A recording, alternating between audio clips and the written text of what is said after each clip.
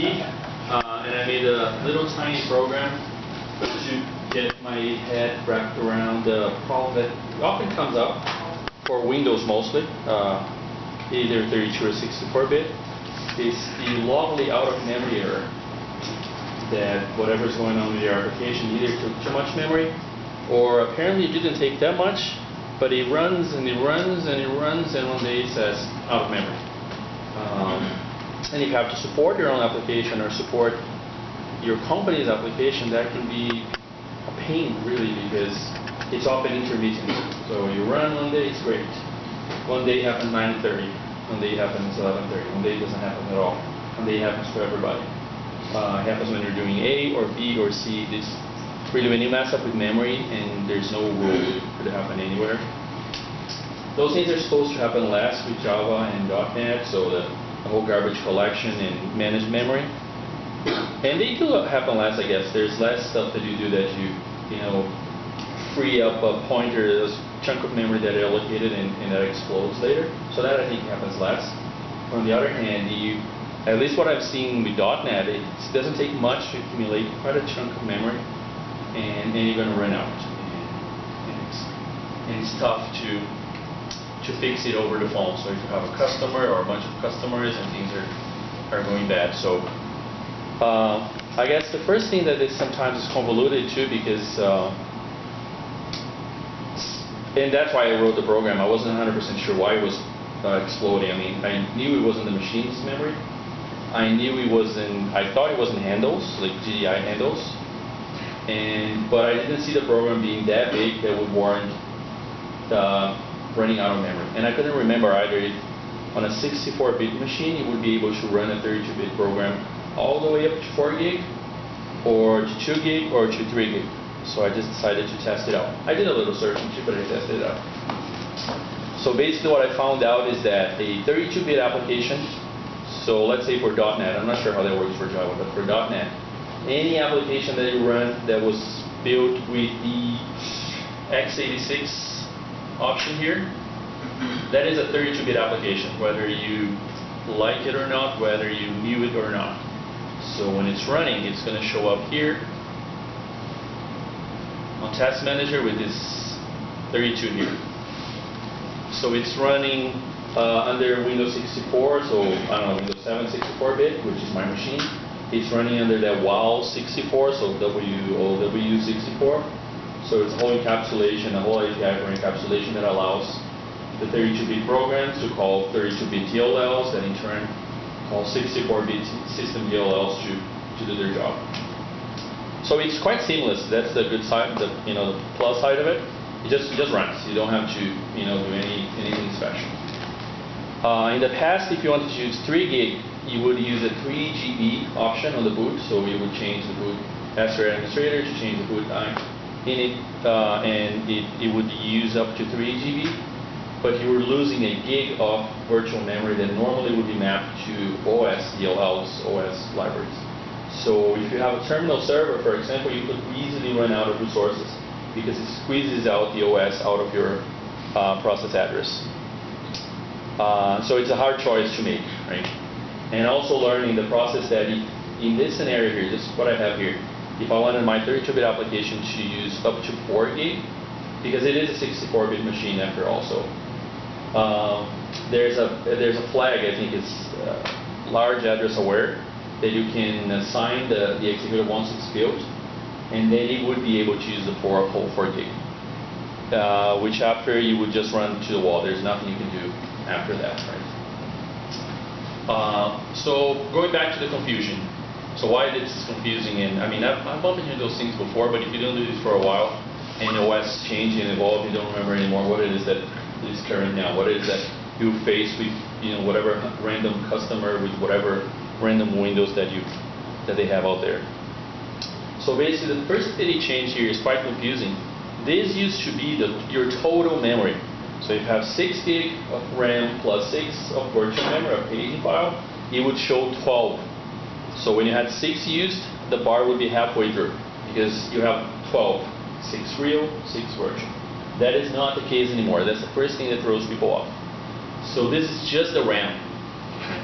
So I got used to look here at the commit size, which is not really precise, but it's close to what you're using in terms of virtual memory.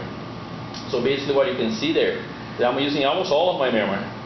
But if you were to ask Windows on the left side here, it would go like, oh, that's all right. I'm using a third of it.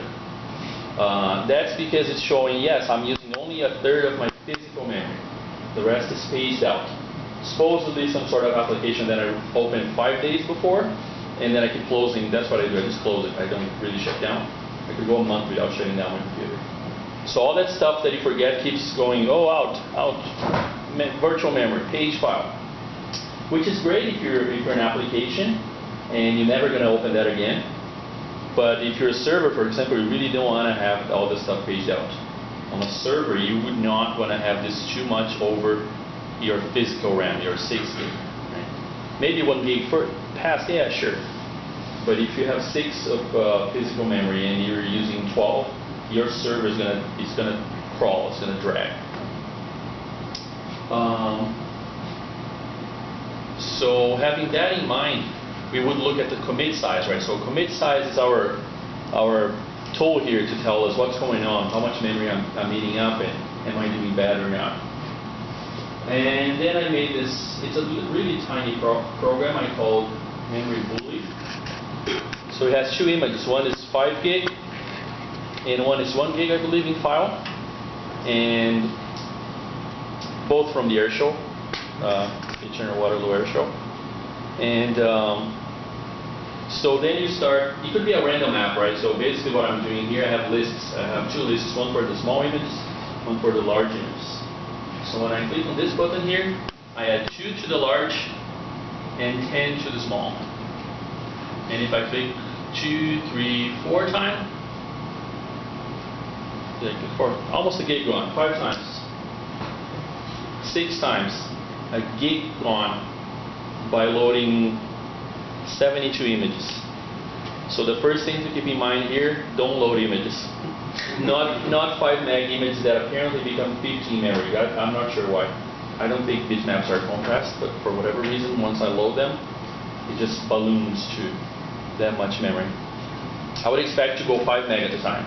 So for each large image, but it's way more. So then I can add a few small images, and then I made this.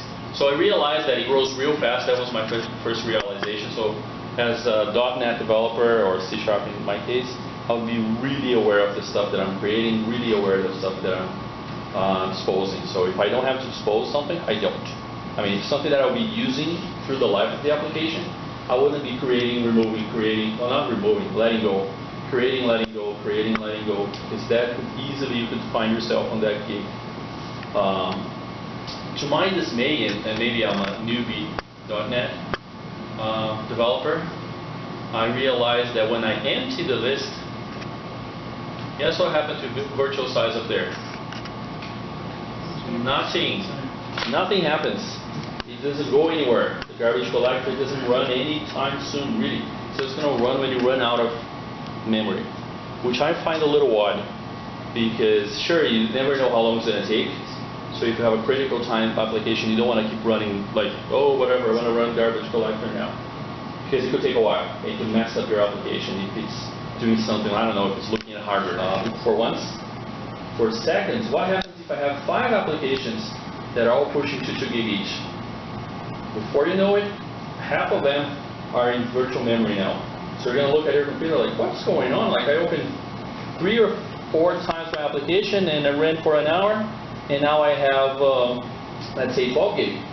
Half of it in disk. Guess what? When you tap to one of those, it's going to take you 2 minutes until you see the application, because it's going to read a gig out of that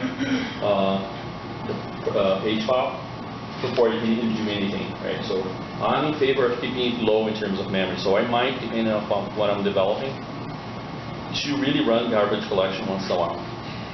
Preferably, I guess you would keep in mind what you're creating and what you're keeping for how long, and try to preserve things instead of just create, let go, because that's going to accumulate. Even if eventually it is going to be garbage collected. So if I garbage collect here, I believe I cleaned the list a little bit, so then it goes down once the garbage collected. So it wasn't really in use, but Windows doesn't care, right? So you have virtual size. Sorry, actually, let me step back. Virtual size is a better version of commit size. Unfortunately, Task Manager doesn't have it. Virtual size is the commit size, so it's the memory that you really allocated, plus the reserved memory. So your process might reserve a certain address, and when you hit the 2 gig, it doesn't care if it's reserved or committed. You are going to crash. You're going to run out of memory. So if on the intent of finding out when you're going to crash, you're better off with virtual size than you are with commit. Unfortunately, Task Manager does not have it. So normally I will resort to Process Explorer, and so my application should be one of the top ones there. So as I keep adding large images, my application should climb the ranks of virtual size. And eventually, if I keep doing it, for whatever reason, I'm going to get an out of memory error.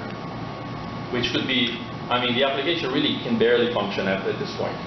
Anything else I try to do, chances are that it's going to explode in you.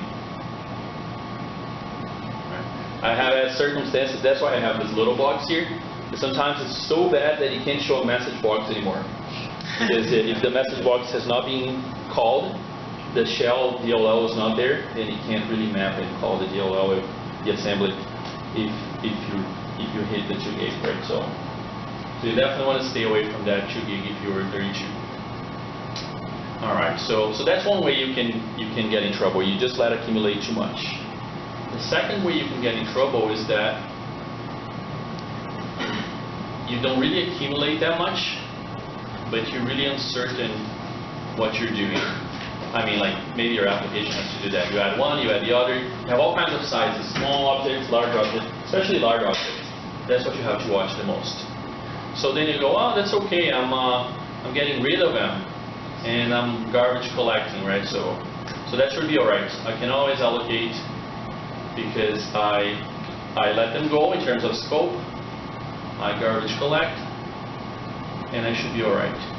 Actually, I have a button for that. Have both small and large. And then I clean them up, garbage collect.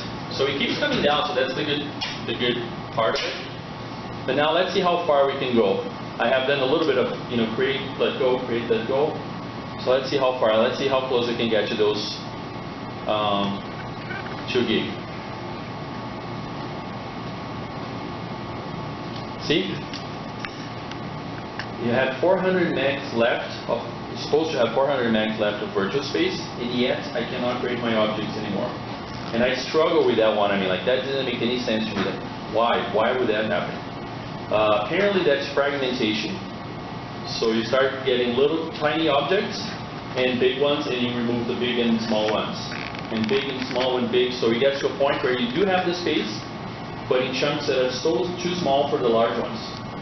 So you really have to be careful with creating large chunks of memory and let go.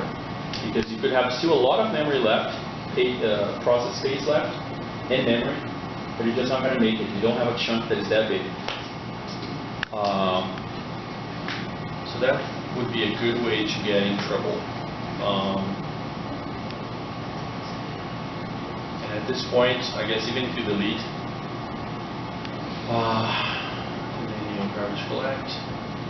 So then you're still probably good for lots of small objects when there's fragmentation, but it's going to get harder and harder to get the large ones going. I mean, if I'm doing an application that I have to read, 10 gig files and get rid of them, and read and get rid of them, I might as well allocate that one time and never let go, because it's a little bit odd from a pure programming perspective to say, why would I keep this? I'm not using this anymore. I read the file, I'll let it go. Next time someone clicks the button, I'll allocate 10 meg again. So you could find yourself in that position there. And I'll definitely keep that in mind for all my programs. If it's something that I allocate and let go, I'll just not do it. I mean, unless it's 500 meg, I'll just know, let me take this 20 meg here and keep it, because then it doesn't fragment here. All right, so the tools to keep an eye on this is Process Explorer is a Microsoft tool because it has a virtual size. So that's what you cannot exceed. The other thing you cannot exceed, but it's a different story. I don't have a program for that yet. Is the GDI handles. So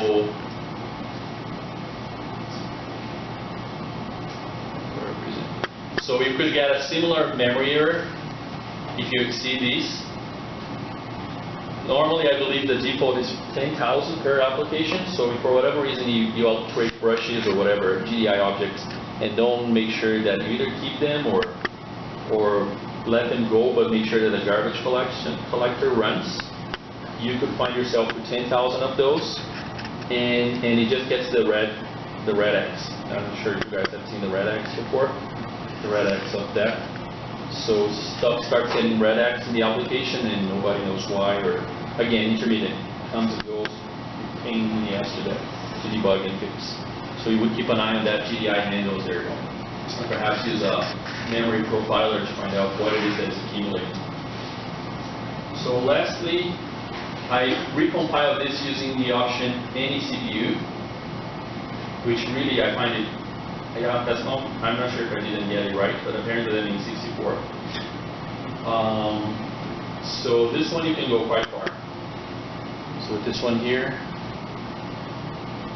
yay, we don't have to worry about 2 gig. Start getting slow though. You see now I'm clicking here, it's not going anywhere. So now it has 4 gig. So look at what happens to the memory of your machine. So now you're 100% on RAM. You have way more. See, that's what's confusing. So it looks like you're using 5, but you're actually using 9. So 4 of it got picked out. And once you do, I'll just do a little more and close it. And let's see how fun it is to navigate through the internet or open the Explorer once you have exceeded that much your physical RAM. I can't even do it anymore. Actually, it's getting super slow, even Cholongate. So probably now it's trying to get out of whatever was in RAM that wasn't this program. It's taking out Explorer, it's taking out Notepad, everything out. Go to page file. That's it. It's done. So you would have to watch those things and make sure that our application is not losing handles for GDI, not unnecessarily growing and waiting for a garbage collection that never comes, and that you're not over allocating stuff that you need, not to find yourself in this unfortunate position. All right, that's it. That's what I had. Just a quick, very tiny program. I don't think very tiny program to test something like this. Basically, have a list. You have 2 images in the actual image picture box, and you just add to the list. Create a new one and add to the list. Add to the list, and it piles up. All right. Yeah. Can I ask a quick question? Can you, I guess, empty both those lists, add a bunch of large and small, empty the lists, and then usually you're trying to force GC to wipe it out. What happens if you add more to the list? Does it sort of put pressure on the garbage collector to kick in at that point? What I've seen with 32-bit is that at 2 gig it does. Okay. So let's say that you just keep adding, or you keep adding, but you clean the list. Yeah. So, but then you keep adding and clean the list. It keeps growing. So I was shocked to find out it would keep growing until it hits the 2 gig. So yeah, at least when it hits the 2 gig, it cleans everything. Okay, so wait till it hits that point. Yeah, that's the funny part about. I would be tempted, depending on the application I'm making, to kind of find a strategy to do a little bit of a garbage collection, because I really don't want it at 2 gig at any point in time. Yeah. If I'm using 300, I mean, sure, if I need 600, but I mean, at any given point, I don't have more than 300, and yet it could be at a gig and a half, right? So I would be careful though. I would be careful though. Depends on the application. There could be consequences. Yeah. I mean, it's hard to explain to the user too, right? So it becomes kind of almost intermittent behavior, because well, it was working, all of a sudden it hanged, and then you find out because you tried to do it. Yeah, have to try to find that strategy. Cool. All right. I have a question. Yeah. Maybe answer. I just want to help you find the amount of memory you're using. It's process dot Okay. virtual size 36.4. So it's a property of process, the object process. This is bad. It's not going anywhere.